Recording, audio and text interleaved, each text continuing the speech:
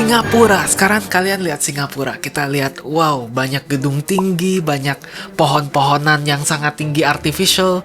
Air terjun terbesar indoor di dunia ada di mana? Di Singapura. Singapura maju banget. Tapi tahu nggak, dulunya Singapura itu gubuk kumuh kayak kampung Dan yang fishing village kayak. Not to mention rakyat-rakyat itu rakyat buangannya Malaysia. Nah, iya itu. Singapura itu kalian mungkin nggak tahu, banyak yang tahu atau enggak, tapi Singapura itu dulunya Malaysia. Dan Malaysia benci sama Singapura, ditendang Singapura keluar dari Malaysia. Kita nggak mau kamu lagi sana keluar. Dan Singapura sampai nangis-nangis. Negara sekecil itu, seuprit kayak lebih kecil dari Jakarta kayaknya negara Singapura tuh ya. Dalam satu generasi menjadi negara maju, menjadi pusat ekonomi dunia. Semua investor masuk ke Singapura. Bagaimana caranya? Pada saat itu semua negara luar waktu Malaysia menendang Singapura ngomong kayak gak mungkin ini Singapura bakal mati, ini negara nggak punya apa-apa, negara sekecil itu nggak punya sumber daya alam. Gimana ceritanya mereka bisa do the impossible? Hari ini kita cerita sejarah Singapura, cerita di mana semua keajaiban yang terjadi di Singapura juga berkat satu orang, yaitu founding father of Singapore, Lee Kuan Yew. Halo, nama saya Raymond Harrison. Saya sudah tinggal di Singapura selama 10 tahun ke belakang. Sekarang saya kerja sebagai AI engineer di Singapura. Halo, nama saya adalah William Harrison. Aku adalah seorang business development manager dan sudah lebih 10 tahun di Australia. Oke, mari kita grab kopi kalian masing-masing. Kita bakal ngobrol santai tentang cerita kemajuan Singapura. Mungkin bisa dipelajari untuk negara kita sendiri juga, negara Konoha, bagaimana ceritanya. Aku bakal cerita dari awal Singapura dijajah sama Inggris sampai sekarang menjadi negara yang dibilang sukses. Makin ke belakang makin menarik ceritanya. Jadi stay tuned, oke? Yang pertama lumayan menarik, terakhir paling wah kenapa bisa gitu loh. Oke, mari kita grab kopi kalian masing-masing. Kita cerita dan ngobrol santai tentang cerita kemajuan Singapura. Bagaimana Singapura bakal bisa maju dari zaman mereka dijajah sama Inggris sampai sekarang pun kita berterima kasih telah dijajah sama Inggris. Orang mah benci penjajah, kita sangat sayang dengan penjajah ya. Dan sampai akhirnya apapun yang dilakukan Lee Kuan Yew sampai Singapura menjadi maju itu bakal dijelasin di akhir dari video ini. Itu bakal menjadi poin yang paling menarik dan bisa menjadi pelajaran bagi banyak kalian.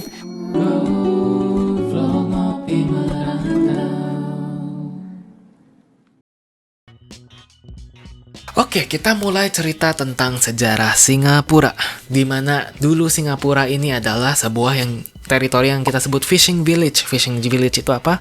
Kampung di mana orang mancing. Ini beneran kampung Singapura tuh dulu, kampung kumuh, lumpur di mana-mana, nggak layak tinggal gitu ya. Sampai suatu hari di tahun 1800-an ada seorang sosok dari Inggris yang bernama Sir Stamford Raffles, di mana dia datang ke Singapura dan melihat Singapura sebagai tempat yang kumuh jelek ini.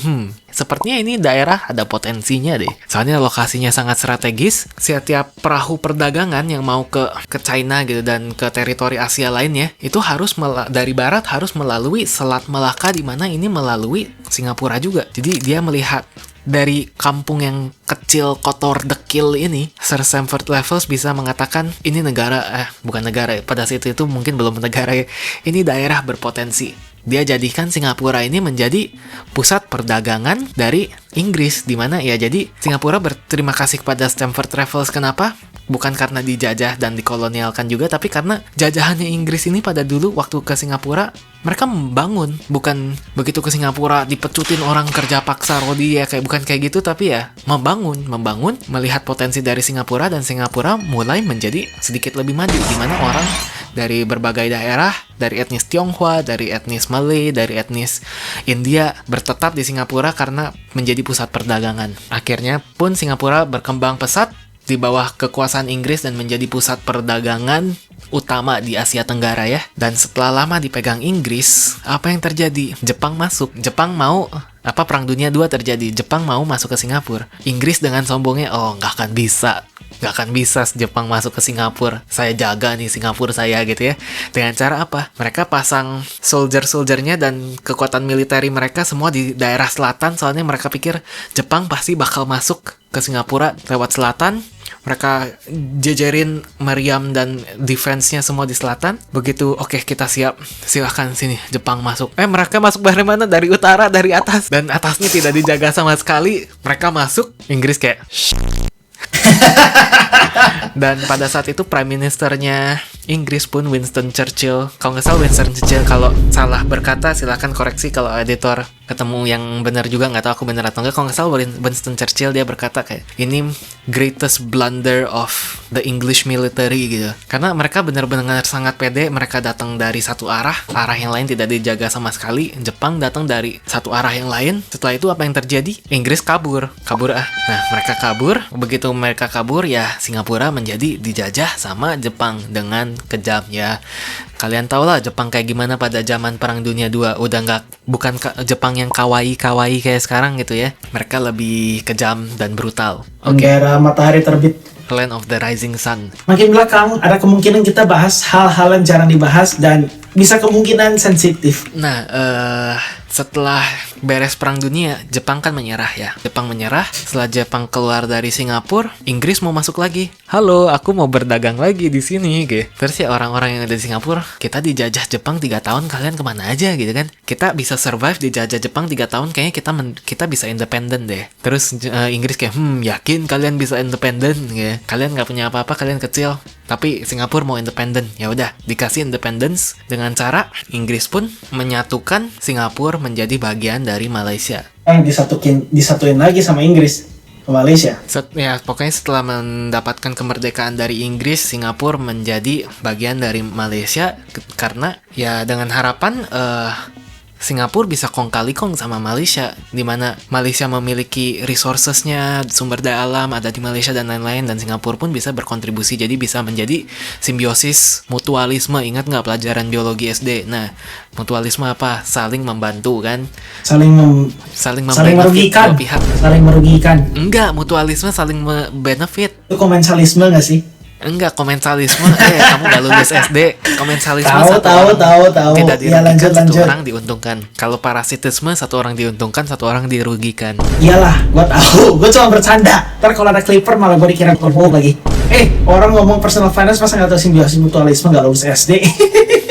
Apa yang terjadi pada saat Singapura menjadi bagian dari Malaysia, di mana Malaysia ini mayoritas etnisnya etnis Melayu ya, dan Singapura ini mayoritas etnisnya etnis Tionghoa. Jadi kepemerintahan Singapura pun kepemerintahan Malaysia pun sedikit rasis kepada Singapura, di mana diperlakukan tidak adil lah, kayak perdagangan dari Singapura dicegat-cegat, bikin polisi-polisi yang pro Malay dan leave behind Singapore gitu. Dan juga kayak sampai suatu saat Singapura walaupun bagian dari Malaysia, barang-barang yang dijual dari Singapura masuk ke mainland Malaysia tuh ditarifin gitu. Nah, di situ ya pada saat itu yang leader dari Singapura ini Lee Kuan Yew, dimana Lee Kuan Yew ini marah. Gak bisa gitu dong, ini sama sekali tidak adil. Kita sama-sama Malaysia, kita harus sama-sama membantu. Karena tektok, berantem. Malaysia juga jengkel kayak, siapa sih kamu bisa apa sih, negara kecil, daerah kecil kayak gitu, kayak berani berantem sama kita. Ayo kita voting, siapa yang mau mengeluarkan Singapura dari Malaysia? Wah, semua orang angkat tangan gitu. Udah gitu ditendanglah Singapura, karena mayoritas mau Singapura keluar dari Malaysia. Singapura keluar dari Malaysia. Di situ Lee Kuan Yew menangis di TV nasional. Lee Kuan Yew sangat sedih sampai nangis. Dia kayak nggak tahu harus ngapain lagi. Negara sangat kecil, nggak punya apa-apa, dan negara-negara sekitar nganggap Singapura is done for. Bentar. Lee Kuan Yew itu presidennya tuh apa? Prime Ministernya Singapura. Dia nangis, tapi dibalik ketangisan itu, Lee Kuan Yew tuh bertekad, mereka nggak bisa Singapura kayak gini. Kita harus menjadi negara yang maju. Dengan cara apapun kita harus survive. Walaupun semua orang ngelihat Singapura kayak apa ini kampung kecil kayak gini, nggak bakal hidup, enggak ya udah ditinggalin Malaysia mah. Lee Kuan Yew berkata lain, kita akan hidup, kita akan berjaya. Dengan cara apa? Banyak banget masalahnya pada saat itu Singapura. Masalah banyak banget, kita solve dengan cara yang bersamaan. Masalahnya apa aja? Pertama, kita Singapura lihat ke atas ada Malaysia, gede banget. Singapura lihat ke bawah ada Indonesia, gede banget. Kalau mereka serang Singapura, dua-duanya ya Singapura hancur lah, negara seuprit kayak gitu ya. Singapura pun mengeluarkan kebijakan kita harus memiliki military strength yang kuat. Walaupun negara kecil, kalau mereka mau berani nyerang kita, mereka bakal kesakitan juga. Kita akan menjadikan pada saat itu kita sebutnya seperti durian. Kalau orang mau nyerang silahkan, tapi mereka bakal sakit. Mereka nunjuk durian, mereka juga sakit. Ya kita sakit tapi mereka juga sakit banget gitu. Dengan cara apa? Semua penduduk Singapura yang anak laki-laki yang fit dan kuat untuk bertarung sampai saat ini juga wajib militeri. Semua populasi anak laki-laki wajib militeri. Jadi pada saat Singapura kalau suatu saat diserang, setidaknya Singapura bisa berdiri menggerakkan semua laki-laki di Singapura yang sudah melakukan basic military training dan kita bisa fight. Walaupun kebijakan ini pada saat itu juga orang-orang nggak seneng. Apaan? Aku mau hidup, aku mau berbisnis, aku punya hidup sendiri, kenapa aku harus join militer? Semua orang harus militer. Ya, jadi walaupun tidak populer pada saat itu, ini bekerja. Gak cuman itu, Singapura tidak punya sumber daya alam, jadi apa yang bisa kita kuatkan di Singapura menurut Lee Kuan Yew? Kita bisa kuatin ini. Orang lain punya sumber daya alam, silakan. Kita punya ini. Semua masyarakat Singapura diedukasikan. Edukasi menjadi sangat murah, bahkan gratis. Dan edukasinya world class. Semua orang diedukasikan, semua orang belajar, dan semua orang menjadi pintar supaya ekonomi Singapura walaupun tidak bergantung kepada sumber daya alam, bisa bergantung kepada hal-hal yang lebih value adding. Jadi misalnya kita dapat bahan baku silikon, kita bisa membuat semiconductor dari silikon itu, kita jual lagi, harganya jauh lebih mahal gitu. Jadi ekonominya lebih value adding, dimana fokus kepada pendidikan ini sangat diprioritaskan oleh Lee Kuan Yew. Lee Kuan Yew mendirikan sistem pendidikan supaya meningkatkan kualitas sumber daya manusia juga sampai bisa bersaing di tingkat internasional juga. Guys, sampai kita masih kecil, tolong share video ini. Kamu tahu nggak Abdul Muti siapa? Itu adalah Ministry of Education of Primary and Secondary Education di Indonesia.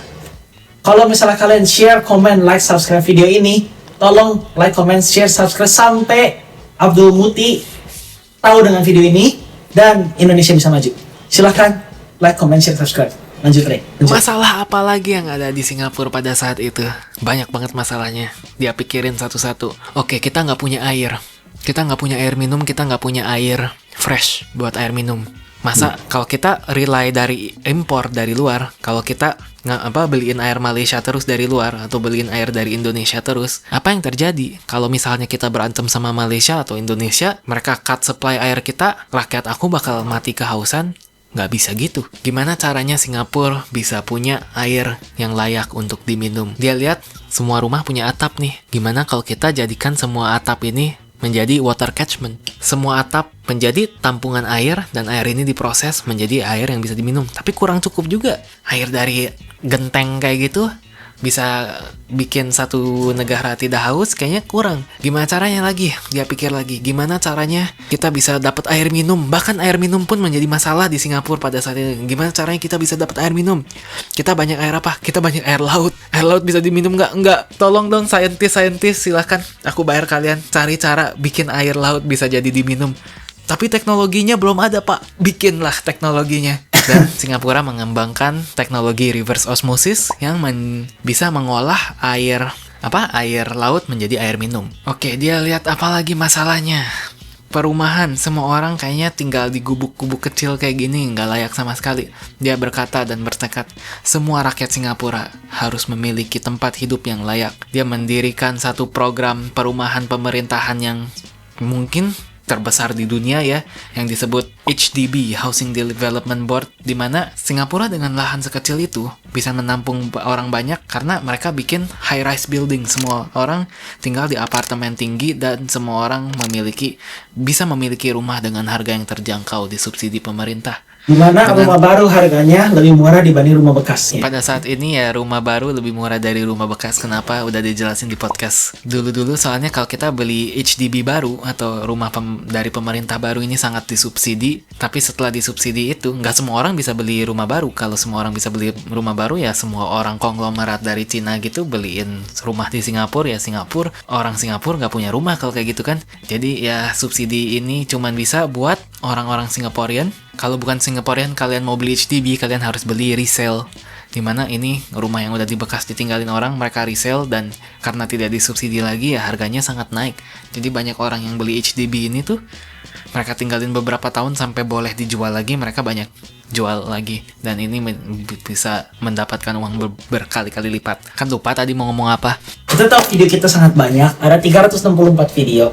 Kalau kalian, sebenarnya video kita tuh nggak banyak, ada sekitar ya 40-50 video lah.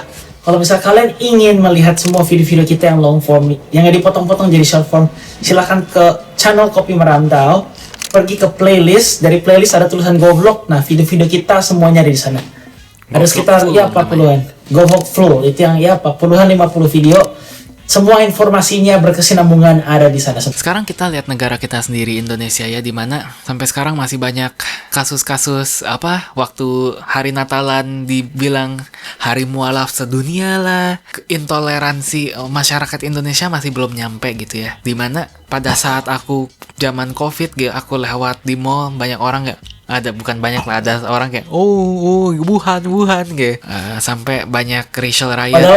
Padahal mereka sendiri juga keturunan Chinese ke sih. Wuhan, Singapura banyak. Enggak, ini aku ngomongin Indonesia. Oh. Ya, Indonesia masih lumayan walaupun membaik, aku rasa udah sangat membaik ya tingkat toleran Indonesia, tapi tetap aja masih ada sebagai minoritas komunitas Cindo atau komunitas orang-orang lain, mungkin Papua gitu ya, masih dirasiskan sama masyarakat di Indo. Apakah di Singapura begini? Dulunya iya, dulunya juga Singapura riot-riotan, kerusuhan-kerusuhan ras gitu. Kayak dulu di Indonesia ada kerusuhan 98 gitu, dimana banyak orang Cindo dibunuhin, dijarah, diperkosa. Singapura juga dulu begitu. Perang antara ras Melayu, ras India, ras Chinese, begitu dulu. Lee Kuan Yew ngomong kayak, nggak bisa gini lagi. Gimana caranya mereka damai? Dengan cara di HDB ini, di perumahan ini, mereka punya kuota. Di dalam satu daerah, satu blok HDB ini, harus ada berapa persen Chinese, ada berapa persen Malay, ada berapa persen India. Jadi semua orang beras apapun, keturunan apapun, agama apapun, disatukan, tinggal barengan, harus tinggal barengan. Karena kita tinggal barengan, itu pun membuat masyarakat Singapura tuh lebih mengerti kepada perspektif dari kultur-kultur mereka gitu, kultur-kultur lain, dan diadakan juga setiap tahunnya National Racial Harmony Day, dimana di sekolah anak-anak Chinese akan pergi ke sekolah kayak mungkin pakai dress orang Melayu atau dress orang India akan pakai dress orang Chinese atau dress orang Melayu gitu. Jadi kita sama-sama embrace culture, setiap tahun dididik dari masa kecil di sekolah. Itu sangat pintar. Kenapa? Bahkan di Australia aja nggak seperti itu. Banyak orang-orang Vietnam ngumpulnya di satu suburb, orang-orang India ngumpul di satu suburb, orang-orang Chinese ngumpul di satu suburb. Mau tau apa? Orang-orang Chinese di Box Hill, di Doncaster, di Glen Waverley itu orang-orang Chinese banyak banget, ngumpul semua di sana. Orang-orang India ngumpulnya di mana? Di Tarnit, di Turganina, di Melton, itu orang India semua. Orang-orang Vietnam di mana?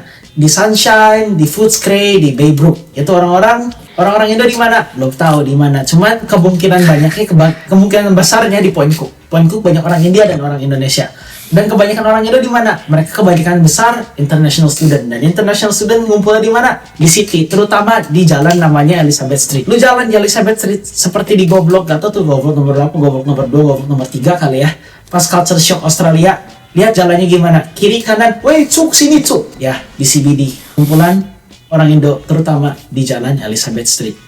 Nah, kalau di Singapura ya adalah daerah-daerah buat orang India kayak Little India atau Chinatown, itu kan daerah buat orang lebih ke China gitu kan, Chinese. Tapi ya semua orang juga welcome. Jadi orang-orang Chinese, orang-orang Malay kalau belanja mau murah-murah kemana? Ke Little India juga ada satu toko besar namanya Mustafa ya. Jadi lebih damai sejahtera lah. Maksudnya masyarakatnya lebih damai, lebih dengan dipaksa untuk tinggal bersama, kita lebih bisa mengerti satu sama lain. Dan juga dengan adanya Racial Harmony Day ini, libur nasional, hari nasional menyelebrasikan perbedaan ras. Nah, di Indo gimana cara mengimplementasikan itu? Mau nggak ada Racial Harmony Day di mana orang-orang Cindo harus itu tuh cut kok, itu bahaya, jangan ngomong kayak gitu. Di mana orang-orang Cindo harus memakai pakaian-pakaian adat Indonesia, dan di mana orang-orang yang asli harus pakai culture-nya Chinese dan lain-lain. Soalnya kita sebagai Cindo juga dari kecil kita pakai pakaian tradisional kok. Tiap kali hari Ibu Kartini aku dikasih kumis, bawa keris dulu waktu SD kita lomba kostum daerah gitu. Kita tidak bermaksud rasis kita banyak teman-teman kita juga. Ngomongnya jangan gitu. Ya ngomong apa dong? Jadi harus ngomong apa coba? Gak tau lah, pokoknya orang Indonesia lah, orang Indonesia. Lokal. Cuman orang lokal, ya. Kita juga banyak teman-teman orang lokal dan Koko tidak pernah merasisi sama sekali. Terutama partner bisnis Koko sendiri juga lokal. Mereka malah ngomong,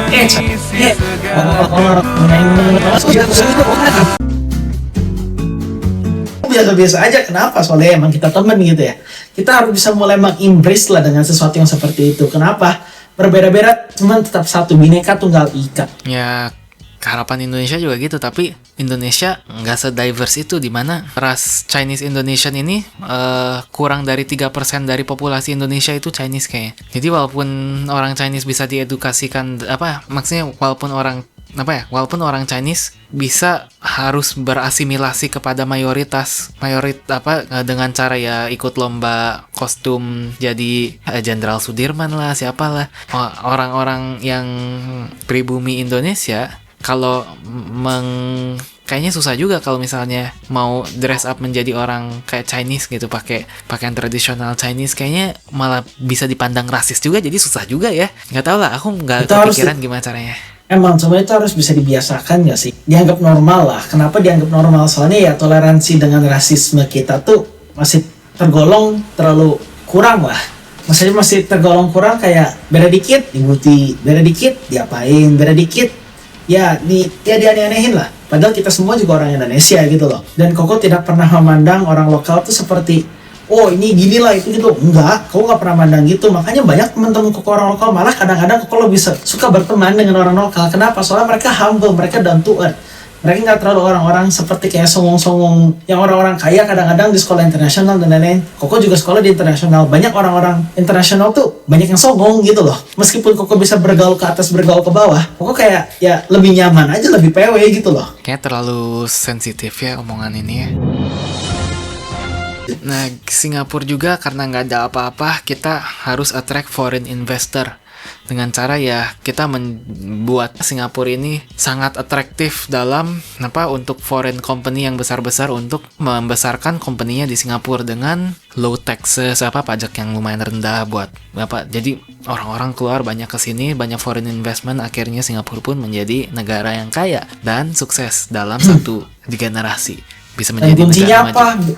Dan kuncinya apa bisa low tax? Tidak ada yang korupsi. Kenapa orang Singapura nggak ada yang korupsi juga? Karena Lee Kuan Yew berkata pada saat itu, aku nggak mau pemerintah Singapura ada yang korupsi, jadi pemerintahan Singapura gajinya gede banget. Dan karena gede banget, banyak orang yang nggak seneng awalnya, kayak apaan gaji gede banget kayak gini. Gaji gede banget juga pasti ada yang korupsi, kalau di Indo mah. Jadi gimana? Di Konoha pasti ada yang korupsi kalau gajinya gede. Lihat gaji-gaji pemerintah berapa. Ya emang gajinya kecil, cuman tunjangannya gede. Cuman gimana ya? Kayak itu sih dari kesadaran diri sendiri sih menurut Koko. Pertama, kesadaran diri sendiri. Terus nomor 2, koruptor either dideportasikan, dipenjara seumur hidup, atau dihukum mati. Nggak tahu ya, itu kontroversial juga. Tapi oke. Tapi dibalik kesuksesan Singapura ini, banyak juga kritikan dari negara barat ya. Dulu kan negara barat sebutnya kayak pro kapitalisme, pro demokrasi, di mana segala sesuatu harus voting dan lain-lain. Sedangkan pada saat ini banyak kritiknya itu kepemerintahan Lee Kuan Yew ini terlalu otoriter. Apa yang dia mau harus berjalan. Maafkan kalau misalnya ini agak sensitif. Kita tidak bermaksud menghina atau kayak gimana. Cuman aku rasa sepertinya ini sesuatu hal yang kurang lebih bisa dinormalkan harusnya dan ditolerasikan supaya Indonesia maju. Pada zaman kepemerintahan Lee Kuan Yew ini juga banyak censorship media ya, banyak kebatasan kebebasan orang, media-media tuh dikontrol sama pemerintah, jadi narasi semua bisa dikontrol sama pemerintah, dimana negara-negara barat kan tentang freedom of speech, jadi mereka banyak yang ngomong ke Lee Kuan Yew pada saat itu. Di mana freedom of speech di negara kalian? Apa balasan Lee Kuan Yew? Look at us, it works.